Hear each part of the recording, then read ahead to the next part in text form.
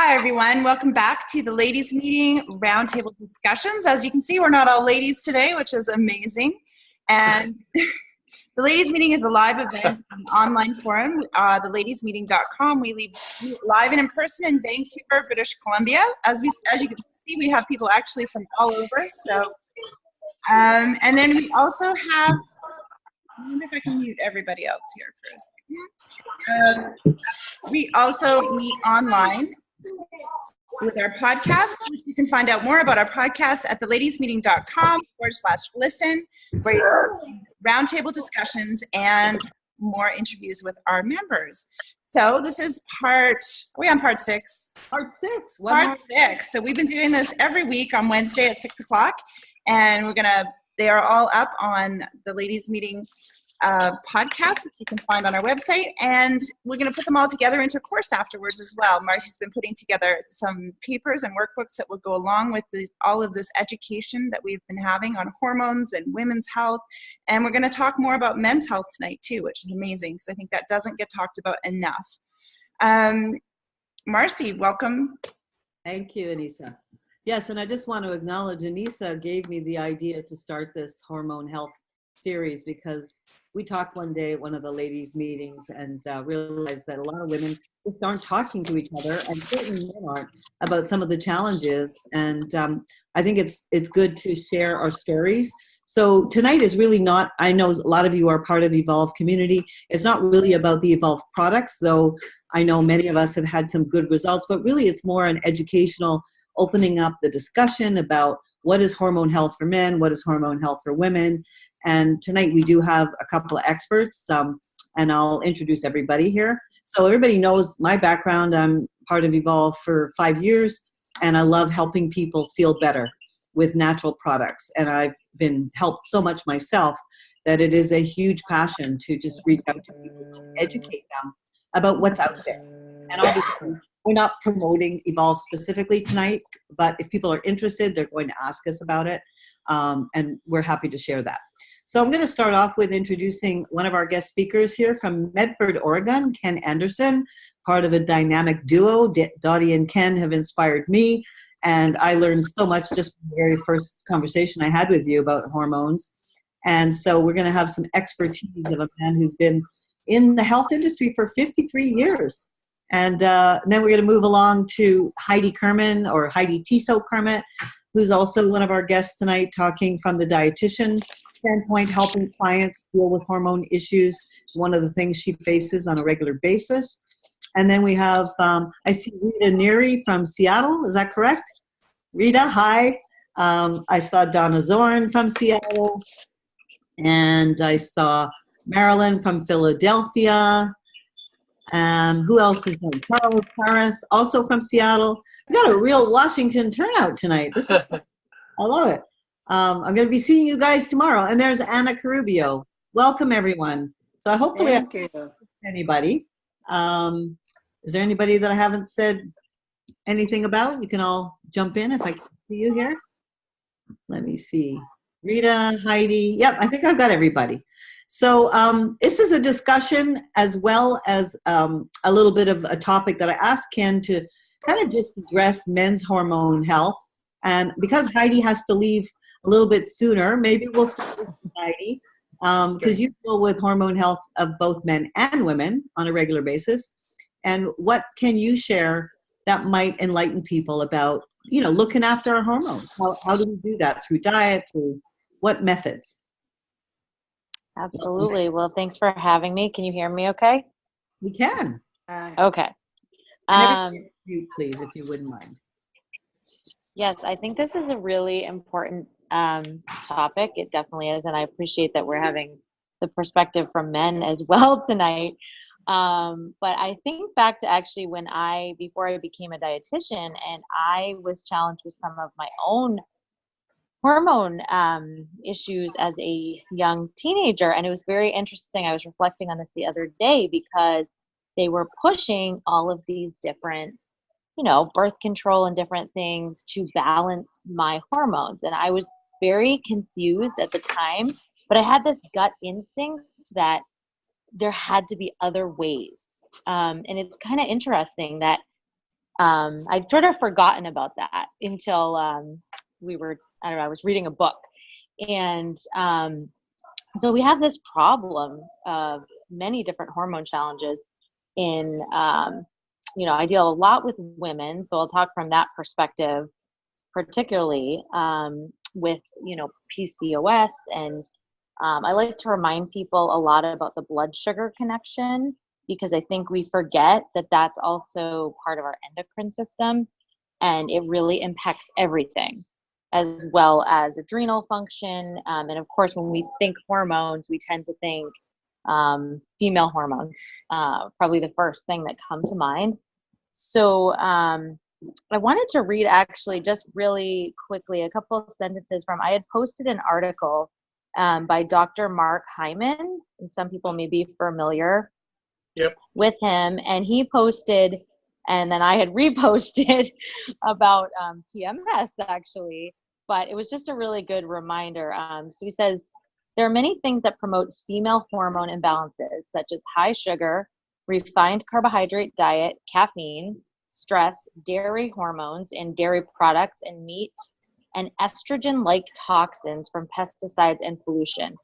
Alcohol also contributes to problems because it damages the liver and prevents it from excreting excess estrogen. Constipation and gut imbalances can worsen the situation because they lead to reabsorption of estrogen from the gut back into the blood, even after the liver has tried to get rid of it. So that was just a really interesting little blurb that kind of helped to connect some of the dots between, we know that sugar isn't good for us. We know that too much caffeine, though I'm guilty. And I know a lot of times we talk about people having wine every single night and getting really used to that, it becoming a habit, versus just an occasional thing. But understanding that gut health is really the core. And there are reasons for that, because as that article stated, the estrogen is connected to the functions of our gut. So really simply, that's what we need to know. We talk a lot of, I like to educate people on the immune system being part of our, mostly in our gut, but also our hormones are synthesized and recycled through. So just anything that supports gut health is really where I start, and supports adrenal health. I know you did a lecture with Dr. Natalie Beauchamp, and she also talked about the adrenals being the stress hormone, and how when we don't support the adrenals, that also ties into our sex hormones. So how our body tries to produce excess cortisol, which is the stress hormone, and it actually robs from our other hormones. And I don't know if you remember that from her lecture, Marcy, but that was a really interesting connection as well. So it's all connected, but we need to do things that support our adrenal function. I'm drinking right now a fix, which has ashwagandha in it, and that helps to balance the cortisol. That's just one example of a, natural food, or natural herb, I should say, that can do that. There's lots of other things, but before I ramble on too much, those were just a few initial thoughts that I had. I'm willing to have anybody ask a question or comment on anything that Heidi's mentioned. Sharing, this is more like discussion as well. Anybody have a question for Heidi? As an expert dietitian working with her clients, she's got some good tips, I think. Yep. How about how coffee is affecting the adrenal glands? Oh, that's great. Well, it's just obviously, coffee is one of those things because it does have health benefits too from the antioxidants. So we can try to hang our hat on that. But it's just putting our adrenals in overdrive. And I think that's the key to understand. We need adrenals to, keep us alert. And in certain situations that's, well, we need to be alert, but we don't, it's the problem of them being overstimulated. So that's how I think of it. And then, we often say everything in moderation, though there's some things that I don't think you can moderate, like having Coke or certain things in the diet. Poison But ivy. for the most part, we can do things in moderation. And coffee, I do think, is one of them. But you know, that constant dose of caffeine that people have throughout the day, you're constantly getting that overstimulation, just to, you know, describe it. And I think we really do get addicted to it. And it also can, I think the other downside, and I fall into this too, because I know at the office I work at, there's a coffee machine and people just all day long are just going back to it and they're making more coffee. It's what you put in the coffee. So how much sugar, what kind of like artificial creamers and other things. Is it a good quality organic coffee?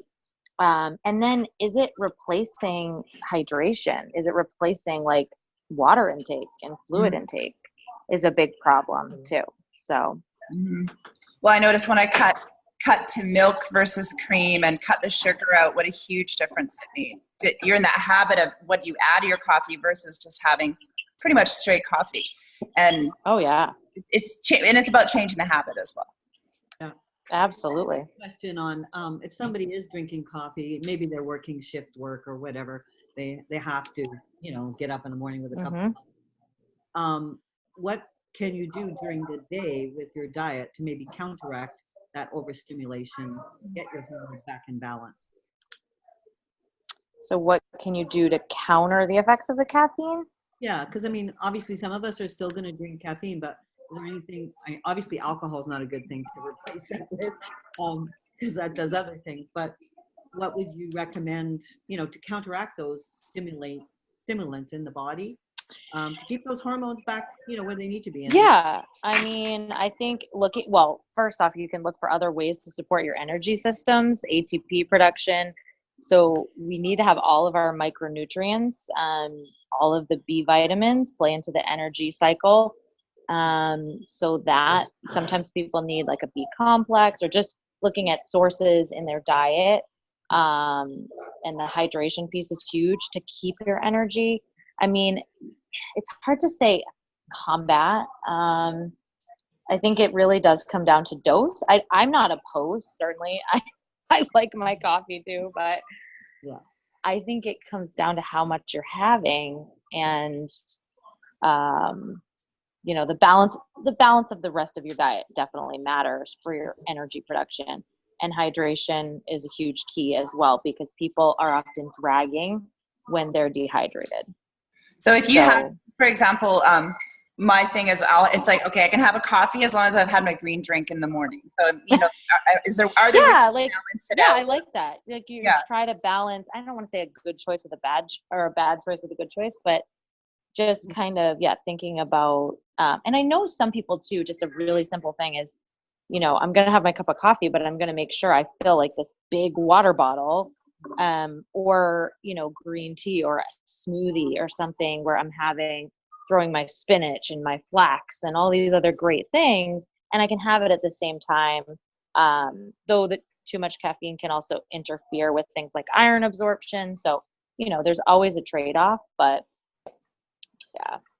too much can definitely make it work. Affect people's sleep, which can mess up their hormones, especially if they have. For sure. So sleep's super, super important. We've talked about that at almost every hormone talk. Sleep. Yep.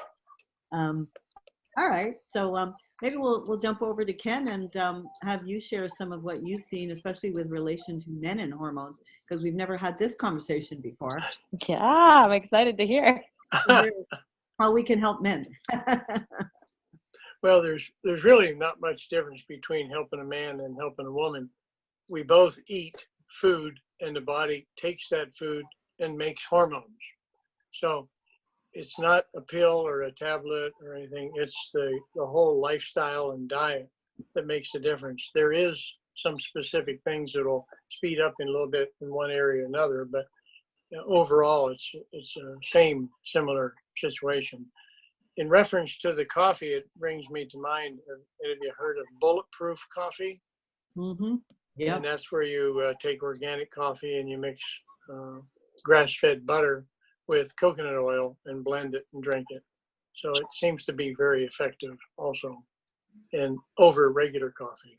Of course, when it's kind of a joke with my family is when we go out to eat and they say, how would you like, do you own coffee? And I say, no. And they say, well, how would you like it or something? And they'll kind of laugh because I said one time, the only way I like coffee is in an enema. And they never forgot that. Coffee enemas. So it's a really good detoxification. So it always comes up. Many times it comes up when we go out. I never get how it's bad going in one end, but not the other. Yeah, it's really something. So, well, I've been doing nutrition work for some time, and I really got interested in nutrition in sports in high school, and it's carried on from there. There really wasn't any sports nutrition at that time, but I found it fascinating that some people would come in when I bought a health food store right out of high school, and people would come in their 60s and 70s and 80s, and they're hiking. I was in Arizona, and they were hiking down the Grand Canyon. There's going out in the desert and sleeping, and then we have other people that are 50s and 60s are coming in with a wheelchair or crutches and stuff. And the big difference between the two is one was taking care of themselves, or a couple were taking care of them, and the others weren't. They were simply living. They were taking what the doctor said.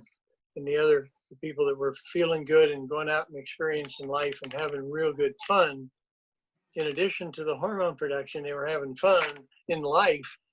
Is the whole thing is it wasn't one thing. I like to tell people, you tramp on a cat's tail, the other end yells. Everything is related. So when we're stressed out, if I smash my finger with a hammer, immediately the pupil in my eyes will change, the digestion will change, the heart rate will change. So everything is tied together.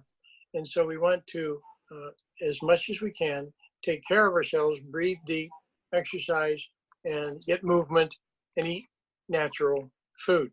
And of course, natural supplements. I think they're a lot better than the synthetic.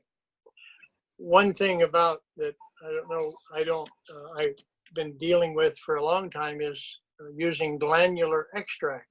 Have you ever talked about that on the show? No, I haven't heard about that. Okay, well, glandular extracts are available. I think they're available everywhere. And simply put, it's like for instance, they can take a kidney of a cow or a goat and process it and take out everything, primarily leave the DNA, the gland, put it in a tablet. So it's like skin grafting, only internal. And then when people swallow that kidney or liver or heart or lung or whatever, it's going to go to the organ that it's from. That's where it's the closest relative. Okay. And they know this works because they can take the tissue, the tablets, whether it be heart or kidney, make it radioactive and give it to an animal or a person, and then take your Geiger counter or whatever, and they can tell, it goes, when they put it over their kidney, it starts clicking.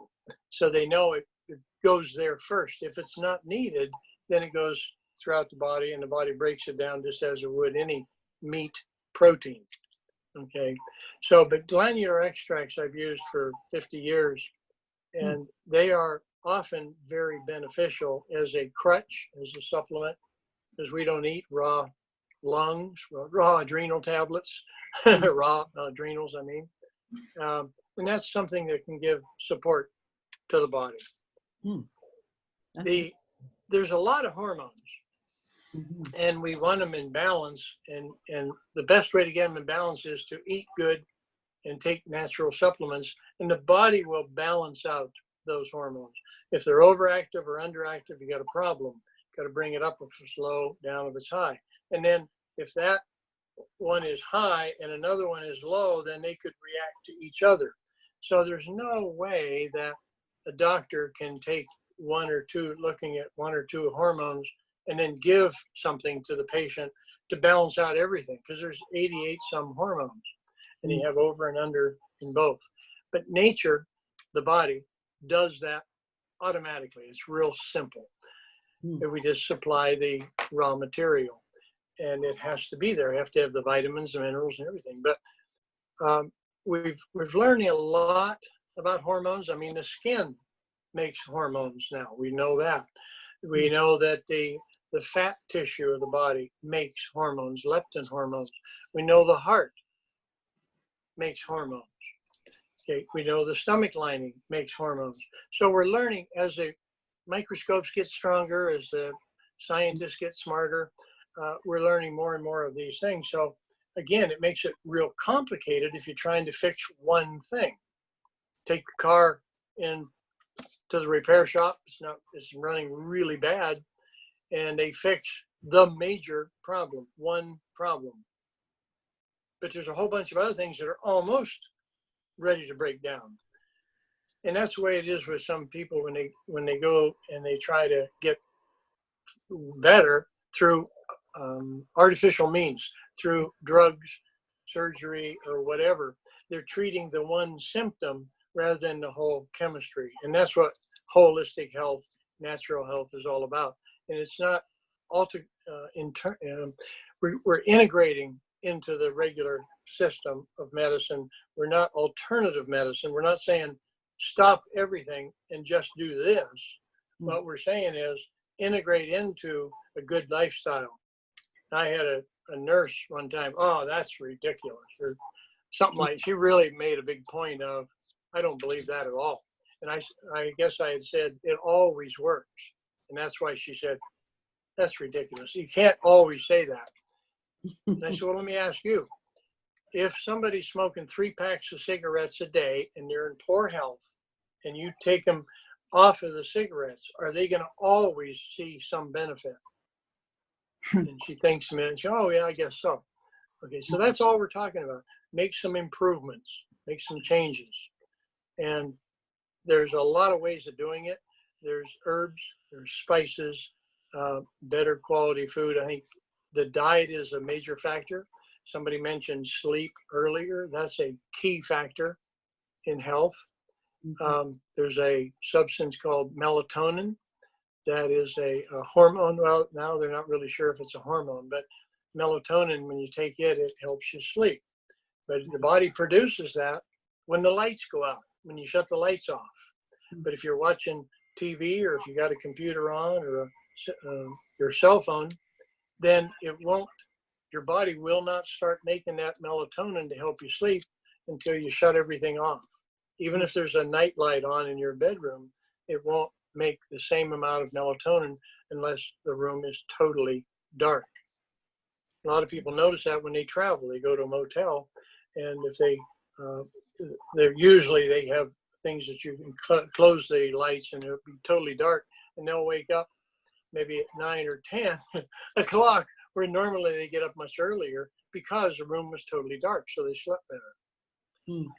Interesting about melatonin is that melatonin is a phenomenal hormone. I've used a product, and you can get it I don't know about Canada, but you can down here every place. Yeah, it's very easy. You get it?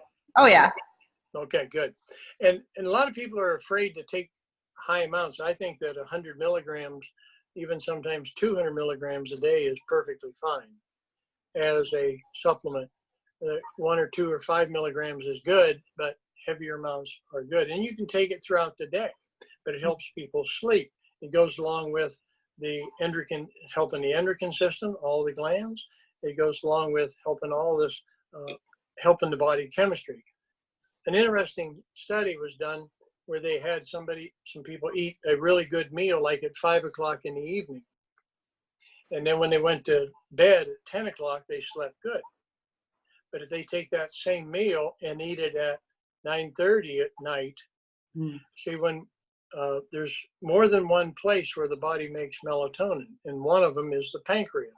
So when you're eating a meal, the food needs enzymes, and the pancreas will make enzymes when there's food. Now, when you eat a meal, it's making enzymes. That means that you're not trying to go to sleep. So it doesn't make melatonin. Okay, so when you're eating late, that tells the body not to make any melatonin until maybe 1 or 2 or 2:30 in the morning. So people that eat late don't sleep as good because their body doesn't make that melatonin natural hormone. So it's kind of interesting. That's brilliant, Ken. I I have to stop eating after 8:30 at night. That's one of the things I've been doing, and I think it has affected my sleep. Thank you for that. Yeah. I noticed sure. for this sleep mask as well, I sleep a lot better because there's just no cracks, nothing getting in. Absolutely. And even earplugs are good. Yep. Dark room, sleep mask. Yep. And then try to notice what position you're in when you go to sleep. If you're rolling and tossing and turning, and then try to just think about which position you're in. And then the last one that you went to sleep in, then the next night, get in that position right away and you'll go right to sleep.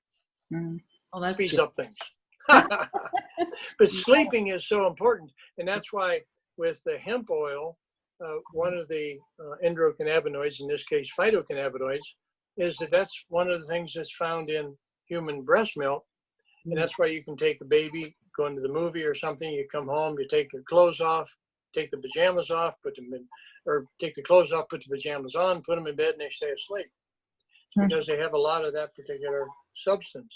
And they sleep real well. And that's one of the things that happens with, I've seen fantastic results with hemp oil, because that's supplying one of those nutrients. Another one that's kind of interesting is the hormone or the substance that helps a lot of runners. They have the second wind.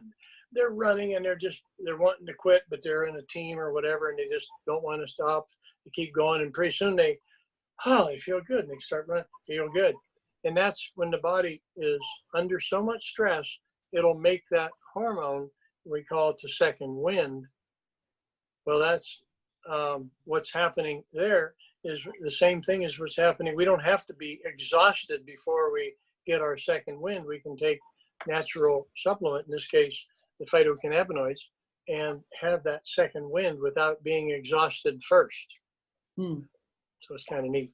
That's cool. Is that like an endorphin rush? Is that a hormone as well? That's right. Yeah. Yeah. You get those endorphins being out in nature, doing something, I guess, feel good things, that make you happy. Yep. Yeah. And there's a lot of interesting things. One of the things that people don't sometimes, you guys might understand it, but the idea of the adrenal gland makes several hormones. And one of them is ACTH. That's the one that people have, the inhaler, and they squeeze it. Well, when your body's making its own ACTH, you don't need the inhaler. So if you're taking supplements and all of a sudden you don't need that inhaler, you don't have to ask the doctor, can I stop using it? If they can breathe, they don't use it. Okay. But so what happens is I've had people carry the inhaler for months, because just in case they have another asthma attack, they wanted that emergency substance. But they didn't realize they were totally better. The body was making, the adrenals are healthy now. They're making enough of the ACTH and the cortisol and everything. So they were feeling good, but they were fearful. So it takes time sometimes for people to understand what feeling good is really like. Yeah. Awesome. Yeah. I know one of our gals has been off her inhaler. She had 3 puffers, and she was going to the hospital a couple of times a month in the past. And she's been doing a lot of changes in her diet, and off the sugar and off the carbs, and just doing a really clean eating, and then the supplements, and no more inhaler. She was just sharing her story with us yesterday, Valerie. And good. It's pretty awesome.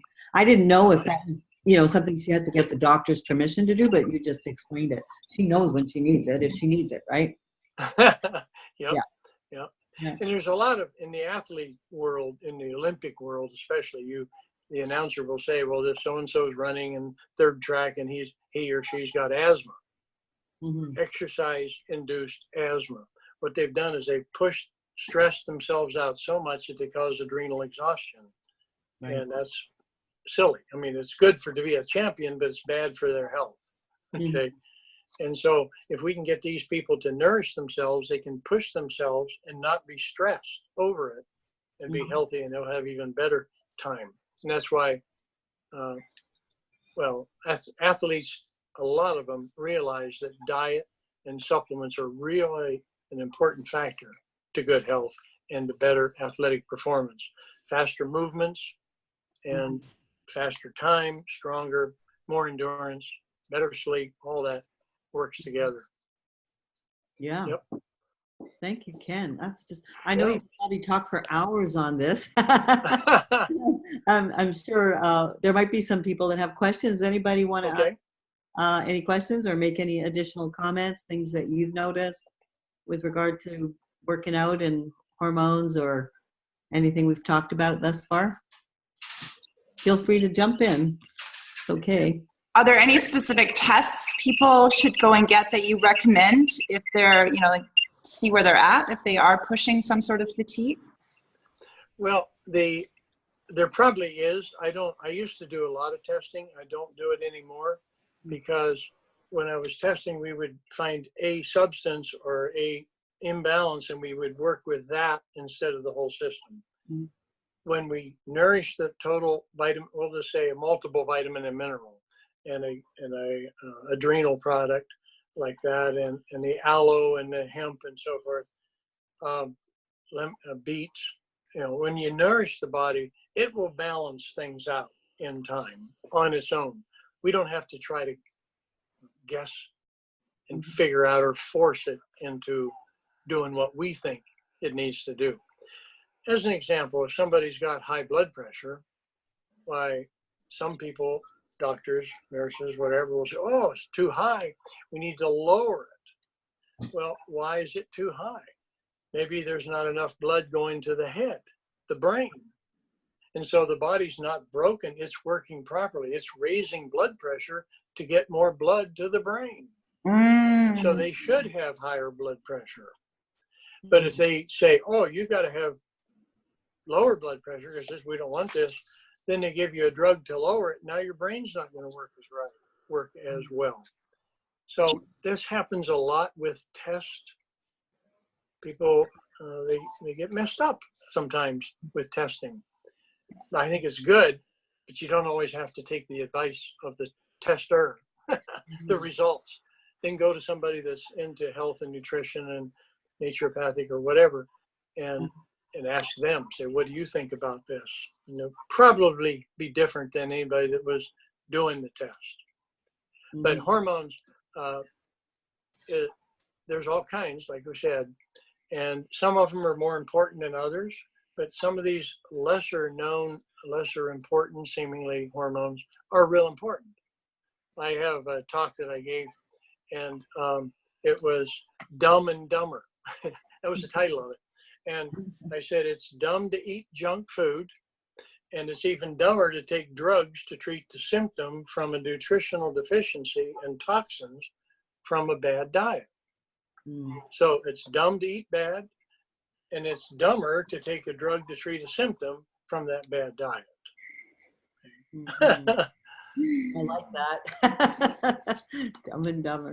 Well, one of the big things that I've seen in the last year or so, maybe not quite a year, 7 or 8 months, with regard to improving sleep is, I think that's a big area for a lot of people to get their hormones back into a healthier state too, because so many people are sleep deprived. They don't even know they are. It's interesting. They're not present when they're talking with you. They're scattered. They're always tired. They're reaching for coffee or stimulants.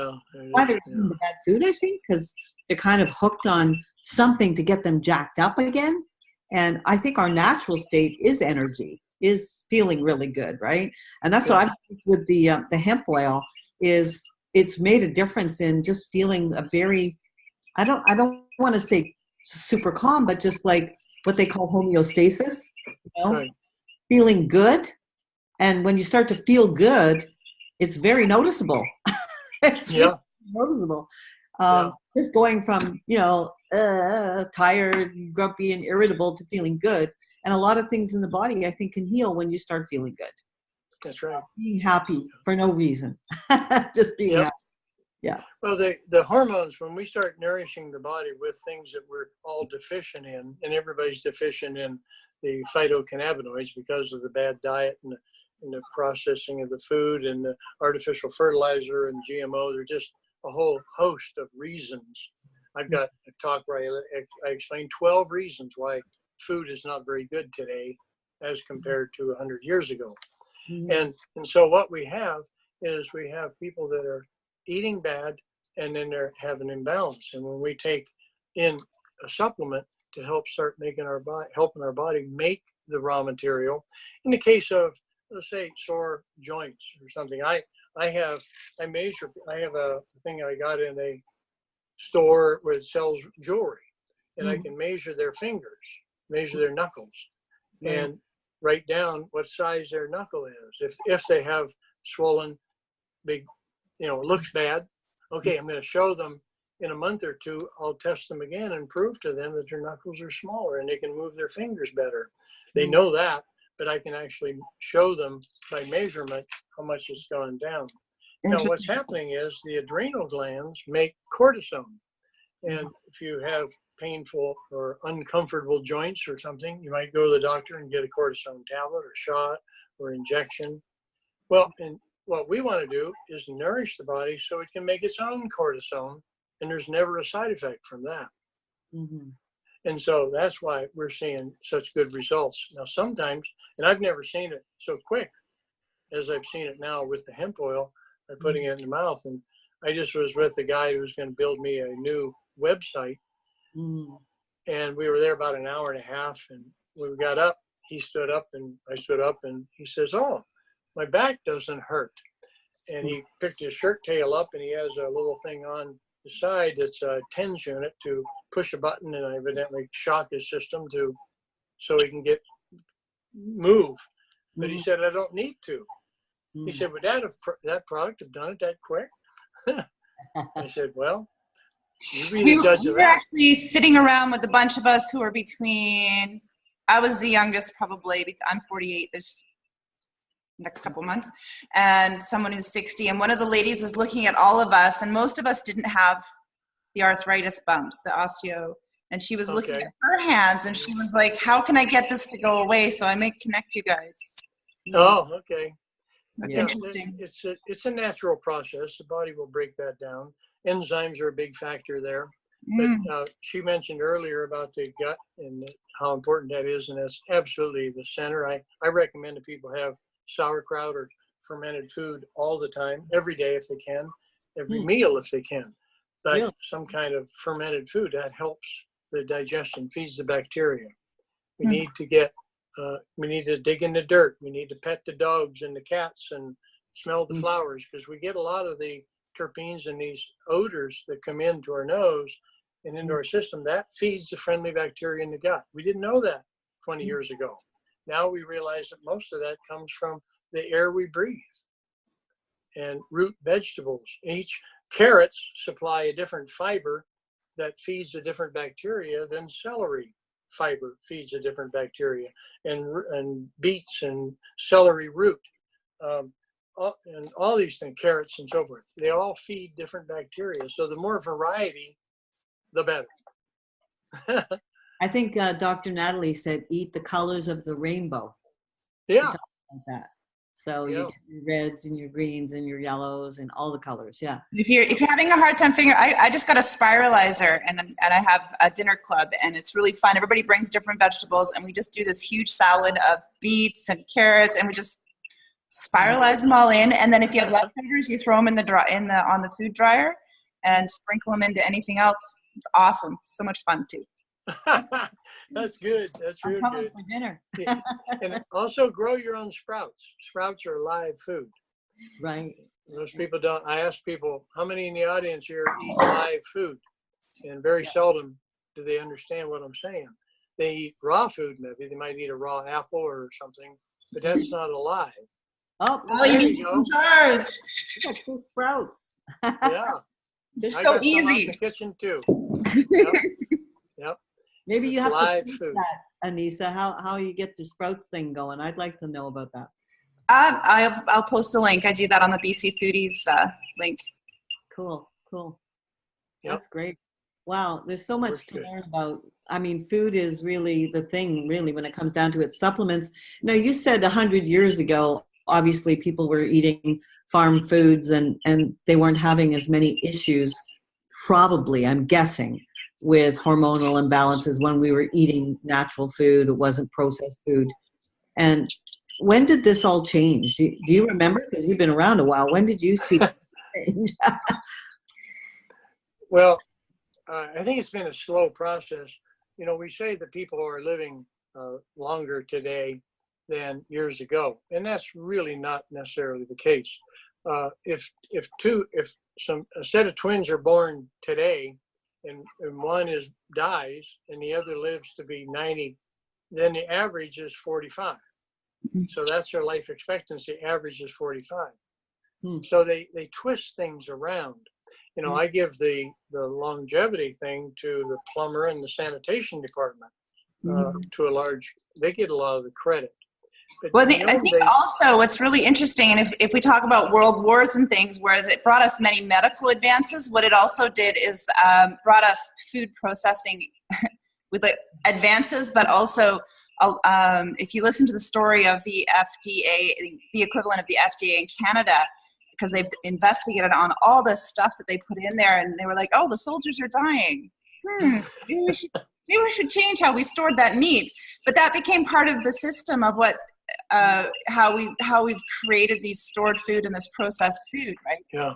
So having to have food travel longer and farther away to support larger groups in situations, in storms, in war, and things like that, has created part of that processed food that has toxified us as well. That's right. Well, processing of everything has happened, and then like in vitamin B17. Have you guys heard of that vitamin B17, Laetrile? No. Okay, it's one of the B vitamins. There's B15 and B17. It's anyway, it's found in almost all grain except wheat. But when McCormick invented the combine for wheat, the farmers pretty much stopped raising all the other kinds of grain, and they all went to wheat, which didn't have this vitamin in it, which is a very good vitamin to prevent cancer. It's a vitamin. It's a substance that is very effective, vitamin B17. Well, and then it's also, we find people that we didn't used to have refrigerators. So when they had homemade bread, they would, if it had mold on it, they would tear it off and throw it away and eat the rest. Well, what was happening is that was a glyconutritional. That was a substance that helps the body, helps the gut bacteria, helps the immune system. Not eat moldy bread, but I mean the spores were out throughout it. And so when we developed the artificial preservatives and then the refrigerator, we created a real problem, and that created a downgun of the health of America, the United States, everywhere. Well, the ancient natural food. In talking about the grains, I guess then this is an ancient grain mix of so I guess I've got a lot of B17 here. There you go. There's an easy way to just add it into your salads. It's got all sorts of different grains in there, other than meat. So if people are looking for a solution for that, I think that's Mum's Sprouted. You can find them online. MUMM. It's an ancient grain mix. Good. Yeah. Good. Sprouts that's more nutritious. If you take an apple off the tree and eat it, then you're getting live enzymes. That'll help you digest the apple. But if you take that apple and then don't eat it for 3 or 4 months, you buy it in a grocery store, there's no live enzymes. It's raw, but it's not live. So now the body has to stop making enzymes to keep your arteries clean and keep the cancer away and the scar tissue away. It has to stop making those enzymes and put enzymes in the food that you ate that's cooked or old. It doesn't have enzymes in it. So are the sprouts a really good form then? Because they are a living food. That's right. Yeah. Interesting. Yep. Didn't know that. Is yogurt considered live food? Well, it depends on the yogurt. But it's more fermented, and obviously I wouldn't want with sugar and coloring and all that stuff. But fermented pickles, radishes, you can pickle meat, you can pickle carrots and beets and all kinds of stuff. All you do is get it, shred it up, put it in a jar with salt water and let it sit. It'll ferment. Right. Simple. I spent all last winter watching. If anyone's curious about doing this stuff on YouTube, there's just look up homesteader videos. Yep. And you can watch hours of how to ferment and prepare and do all sorts of old school fun fun preparation for food I that's like to make more healthy. kefir. That's on my list because kefir is one of those, right? Mhm. That's really good for your gut. Excellent. Yep.